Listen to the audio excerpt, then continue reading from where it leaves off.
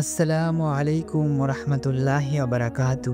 প্রিয় হেদায়েতের আলোর পথে দর্শক মণ্ডলী, আজকে আপনাদের সাথে অতি গুরুত্বপূর্ণ একটি আলোচনা শেয়ার করব, যা আমাদের দৈনন্দিন জীবনে অনেক খারাপ কিছু বয়ে আনে।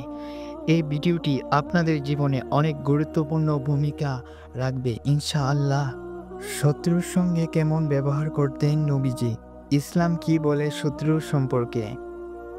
ইসলাম কিভাবে শেখায় শত্রুকে মোকাবেলা করতে? বন্ধুরা, আসুন আজ জানি শত্রুর সম্পর্কে ইসলামের গভীর ও শান্তিপূর্ণ দৃষ্টিভঙ্গি।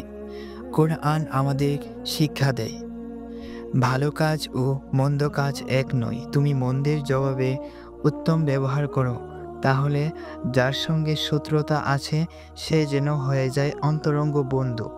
রাসূলুল্লাহ সাল্লাল্লাহু আলাইহি ওয়াসাল্লাম কখনো কাউকে তার শত্রুতার কারণে গালাগালি করেননি, বরং তিনি দোয়া করতেন, হে আল্লাহ, আমার কওমকে হিদায়াত দাও, তারা জানে না। তিনি শত্রুকে মারার বদলে ভালো ব্যবহার দিয়ে তার অন্তর জিতে নিতেন। আজ আমরা যারা ইসলামের অনুসারী, আমাদের উচিত প্রতিশোধ না নিয়ে ক্ষমা ও সহনশীলতা দেখানো। শত্রুর দুঃখ সহজ ভাঙ্গে দয়া দিয়ে, ক্ষমা দিয়ে, আচরণ দিয়ে।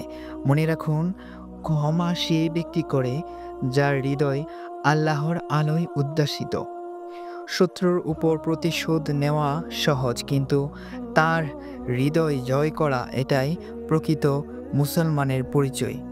প্রিয় বন্ধুরা, আমার ভিডিওটি যদি আপনাদের কাছে ভালো লেগে থাকে, অবশ্যই সাবস্ক্রাইব করে দিয়ে